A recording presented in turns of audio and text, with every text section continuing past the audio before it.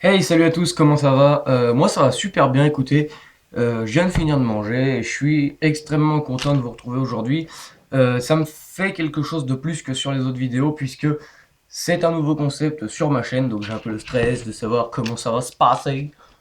On sait pas trop comment ça va se passer. Enfin bref. Voilà, donc c'est un nouveau concept sur la chaîne, il s'agit des critiques. Voilà, ça faisait longtemps que je voulais faire des critiques, mais je savais jamais trop comment les tourner, etc. Donc d'ailleurs, merci à Tanguy qui m'a donné quelques astuces, quelques bons filons pour, euh, pour faire mes critiques, enfin ma critique du coup pour l'instant. Donc j'ai regardé le film ce matin, donc en même temps que je le regardais, j'ai pris quelques notes sur la tablette de choses à vous parler, des choses qui m'ont marqué dans le film, etc. Donc il y a quand même une bonne liste. Donc on va démarrer tout de suite. Je les ai pas classés par points positifs, points négatifs. J'essaierai de m'y retrouver un peu dans la liste, mais parce que en tout cas c'est ma première. Donc je vais voir un peu comment ça se passe. Et puis au fur et à mesure des critiques, j'améliorerai certaines choses. Donc voilà, donc aujourd'hui on se retrouve pour parler d'un film de requin qui s'appelle Mort au large. Donc je vous l'ai présenté dans la vidéo d'hier. Un film avec des requins que j'ai payé 1 euro chez Nose. Donc je l'ai regardé ce matin. Donc c'est un film donc Mort au large ou Shark Zone, ça dépend de l'édition. C'est un film d'horreur américain réalisé par Danny Lerner. Il est sorti en 2003 avec comme acteurs principaux Dean Cochran, Alan Austin, Brandy Sherwood et d'autres, mais bon, aucun n'est connu puisque ce film n'est pas connu du tout. Voilà. Donc je vais vous lire le synopsis. Donc d'ailleurs je me suis rendu compte que sur le synopsis derrière la boîte il y avait une erreur puisque le synopsis commence par Andrew Wagner est le chef de la sécurité de la plage de Horseneck, petite station balnéaire tranquille. 10 ans auparavant il a été le témoin de la mort de son père. Donc l'erreur elle est là, c'est que Andrew Wagner c'est le père qui décède. Son fils s'appelle Jim Wagner. Donc l'erreur c'est que c'est pas Andrew Wagner est le chef de la sécurité, c'est Jim Wagner est le chef de la sécurité de la plage de Horseneck, petite station balnéaire tranquille. 10 ans auparavant, il a été le témoin de la mort de son père, tué par des grands requins blancs lors d'une plongée pour retrouver un trésor dans une chasse sous-marine. Alors que des baigneurs sont retrouvés déchiquetés, Andrew, donc Jim, se rend compte que le cauchemar recommence et il va tout faire pour stopper le carnage. Une chasse impitoyable aux requins tueurs va commencer. Alors, donc dans la lignée des Dents de la Mer et de Peur Bleue, un film aux effets spéciaux terrifiants. Donc il dure 90 minutes, donc 1 heure et demie. C'est un film à suspense, en couleur. Il faut l'accord parental pour regarder ce film. Donc voilà. C'est un film. Enfin, cette édition du film est réservée au territoire français, donc c'est pour ça qu'elle s'appelle Mort au large. Dans les autres pays, il s'appelle Shark Zone. Donc je sais pas pourquoi ils ont fait ça, mais bref. Voilà. Donc déjà, donc je vous ai dit, j'ai pas classé comme par ordre, enfin j'ai pas classé en points positifs et en points négatifs, j'ai vraiment classé dans l'ordre du film, donc c'est pour ça que va y avoir des points positifs mélangés avec des points négatifs, etc., etc., puisque je trouve ça mieux de faire dans l'ordre chronologique, enfin bref. Donc déjà, le film, je me suis dit, oula, parce que ça commence sur un point négatif, donc ça commence par une musique qui ne va absolument pas avec un film sur le thème film de requin. Ça commence avec une espèce de musique classique, euh, ouais, une espèce de musique classique bizarre, enfin un peu dans le style les musiques qu'on mettait dans les bals au temps des rois, etc. Enfin voilà. Donc voilà, déjà la musique d'introduction, elle ne va pas du tout avec le film. Ensuite, on a une espèce d'intro au début avec une voix off, et je pense que on aurait pu, enfin c'est un peu inutile de mettre ça. En fait, dans le film, il y a un bateau qui coule et en gros, la légende raconte qu'il est rempli de diamants. Et donc, les plongeurs vont essayer de le retrouver des années et des années après. Sauf que l'intro avec la voix off, ils auraient juste pu nous montrer un bateau qui coule, c'est tout. Et après, on passe au film. Là, ils se sont sentis obligés de nous mettre une voix off avec oui, dans telle année, il se passe ci, il se passe ça, le bateau coule pour telle raison et l'équipage décède. Enfin bref. Voilà, ils auraient juste pu nous montrer un bateau qui coule dans une tempête et c'est tout. Point barre, on passait au film et ça allait très bien. Là, du coup, ils se sont sentis un peu obligés de nous mettre une voix off et tout, donc j'ai pas vu grand intérêt. Donc voilà. Ensuite, ça c'est ni un point négatif ni un point positif, c'est juste un truc que j'ai remarqué. C'est dans chaque film de requin, il y a toujours un mec qui veut en faire qu'à sa tête, qui croit qu'il est plus fort que tout le monde, enfin voilà. Et là, dans ce film-là, c'est un peu un point négatif, c'est vraiment exagéré. Le mec, c'est lui qui parle en premier dans le film. Et direct, moi franchement, j'avais jamais vu le film. Direct, j'ai dit c'est bon, lui c'est le premier qui meurt et ça a pas loupé. Il est mort 10 secondes après, il était mort. Donc franchement, c'est un peu exagéré, franchement, voilà. Dans Les Dents de la Mer, c'est, je sais plus comment il s'appelle, Quint. Voilà, Quint, le chasseur de requins, c'est lui, enfin, on devine qu'il va mourir parce qu'il est un peu trop sûr de lui, etc. Là, là, c'est exactement ça. C'est le mec, on sait direct qu'il va mourir parce qu'il est trop sûr de lui. Ça le fait pas. Enfin, en fait, attendez, je suis en train de me perdre dans mes notes. Voilà. Ouais, il est vraiment trop sûr de lui. Il fait comme s'il connaissait tout, alors qu'en fait, c'est juste un gros Richard qui vient plonger. Enfin, voilà. Et je me suis dit direct, c'est lui qui va mourir, etc. Et ça a pas loupé.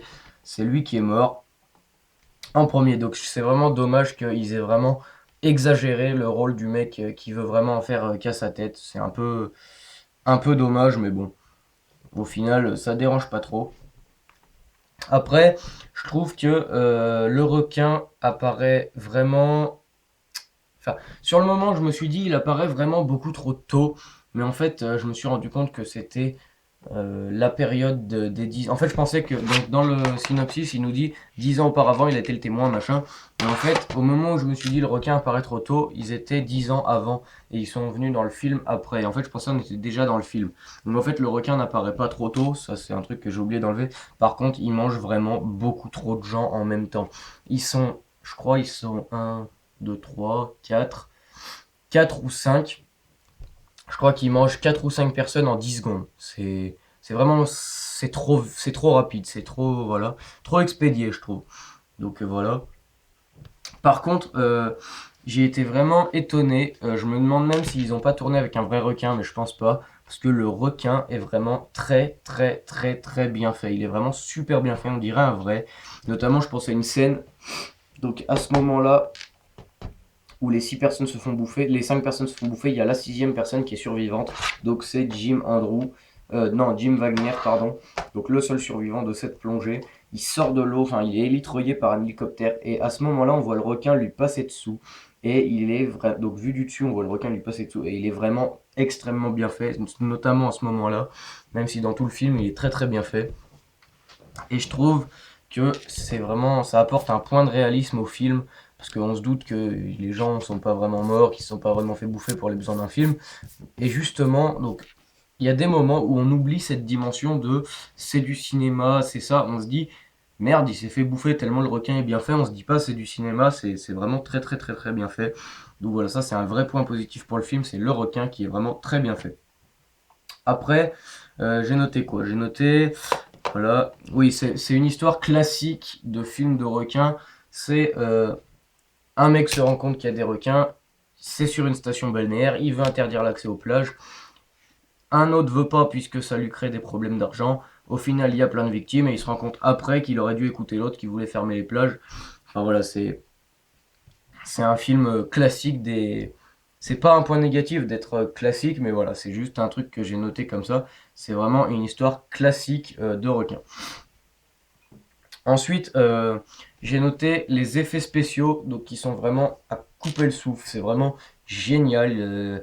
Voilà, les moments où les gens se font manger, ça fait vraiment réaliste. Il n'y a pas de. On voit à un moment, on voit le requin donc attraper une personne, on passe au-dessus de l'eau et on voit vraiment le sang qui remonte comme ça et ça fait vraiment très réaliste. Donc voilà, et après, au moment où il croque, ça fait vraiment le sang qui gicle et tout. Enfin, c'est vraiment très très très bien fait comme effet spéciaux. Et puis même le requin qui fait partie du plus gros effet spéciaux du film est vraiment très très réaliste et très très bien fait. Donc ça, j'ai vraiment trouvé ça vraiment bien. Le seul défaut que j'ai trouvé au requin en lui-même, c'est vraiment le rugissement qu'il fait. Donc, dans tous les films de requins, pour faire un peu du frisson, ils mettent un cri au requin, même si en vrai le requin ne fait pas de cri, enfin ne pousse pas de cris, de rugissement, etc. Dans tous les films de requins, ils mettent un rugissement au requin pour donner du frisson. Et là, il est vraiment exagéré. Franchement, il y a des moments, je fermais les yeux et j'entendais le cri du requin, j'avais l'impression d'entendre un lion. Enfin, Ils ont vraiment exagéré le cri du requin et c'est le seul défaut du requin que j'ai trouvé. Sinon, il est vraiment excellent, mais voilà, cette espèce de rugissement de lion qu'ils lui ont mis, c'est un peu exagéré et c'est vraiment dommage. Sinon, c'est la première fois que je voyais dans un film de requin, c'est toujours un seul requin qu'ils essayent de tuer. Là, il y a vraiment plusieurs requins. C'est vraiment, c'est pas le requin, etc. C'est les requins. Il y a vraiment des requins, etc. Et ça, c'est vraiment un truc innovant, je trouve, parce que j'ai jamais vu. Dans toute la saga des Dents de la Mer, c'est un seul requin à chaque fois. Shark Attack, c'est toujours un requin. Shark Night, pareil, c'est un requin. Bloody Water, c'est pas un requin, mais c'est une créature et il y en a qu'une seule. Alors que dans celui-là, il y a vraiment plusieurs requins et j'ai trouvé que c'était innovant et que ça amenait un vrai plus au film. Donc ça, j'ai vraiment trouvé ça bon. Après, les dialogues et les jeux d'acteurs sont vraiment géniaux, sauf à un endroit dans le film, mais bon, c'est excusable puisque c'est un enfant qui joue mal. Mais sinon, vraiment, les jeux d'acteurs sont vraiment géniaux, les dialogues excellents, il y a vraiment la phrase qu'il faut, au moment qu'il faut, l'humour qu'il faut, quand il faut, etc. Et voilà, je trouve ça vraiment génial. Sinon, il y a vraiment un seul moment où le jeu d'acteur est pas bon, c'est un enfant. En fait, si vous voulez, il y a un investisseur qui vient donc dans la station balnéaire pour récupérer justement les diamants du bateau dont je vous parlais tout à l'heure. Et il n'y a vraiment qu'une seule personne qui sait où elle est, c'est Jim Wagner. Et du coup, cet investisseur veut que Jim Wagner lui montre où est le machin. Et lui, il refuse puisque forcément, il a vu son père se faire déchiqueter là-bas, etc. Donc, il refuse et du coup, ça, il envoie entre guillemets ses sbires kidnapper le fils de Jim. Et donc, au moment où il se fait kidnapper, il y a 5 gros barbares qui lui arrivent dessus, etc., qui le kidnappent. Et la seule réaction qu'il a, c'est vous m'emmenez où? Voilà, c'est vraiment. Ça, c'est pas réaliste du tout, mais bon. À part ça, voilà. Sinon, au-delà de la dimension requin, dans le film, il y a vraiment un côté mafia, justement, de par le mec qui capture son fils, etc. Et qui est vraiment là juste pour récupérer les diamants, etc. Avec tous ces sbires qui vont foutre la merde, etc. Vraiment, il y a un côté mafia qui rythme le film et qui donne du rythme, qui donne un tempo au film. Et ça, c'est vraiment un plus parce que je pense que sans ce côté-là, le film aurait été un peu mou. Enfin, voilà. Sinon, donc.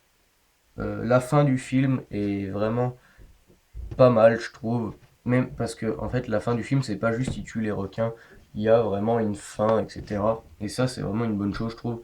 Et sinon, moi, pour finir, c'est un film que j'ai vraiment apprécié. Ça surpasse même Les Dents de la Mer, je trouve. Et c'est vraiment un bon film. J'ai regardé sur Amazon, il cote à 20 euros et moi je l'ai eu pour 1 euro. Donc voilà, vraiment un super prix pour un super film. Et si j'ai un conseil à vous donner, c'est regardez-le, il est vraiment génialissime. Voilà, mon film de requin préféré que j'ai découvert aujourd'hui. Donc ça surpasse même Les Dents de la Mer. Si je devais lui donner une note sur 20, je lui donnerais. Je peux pas lui mettre 20 parce qu'il y a quand même pas mal de points négatifs, etc. Mais je lui mettrais 18 parce que c'est vraiment un super film. Et voilà, donc si vous avez l'occasion de vous le trouver ou même en streaming, etc., regardez-le. Donc c'est Mort au large. Vraiment génial. Et voilà. Donc c'était ma première critique, j'espère que ça vous a plu. N'hésitez pas à me dire s'il y a des choses qu'il faut que je fasse, d'autres que je ne fasse plus, etc. Des choses à améliorer.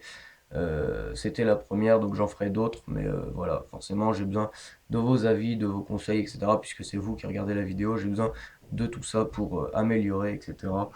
Donc n'hésitez pas à dire ce que vous en avez pensé, etc. Quant à moi, je vous retrouve pour une prochaine vidéo la prochaine fois, et je vous dis à la prochaine. Ciao!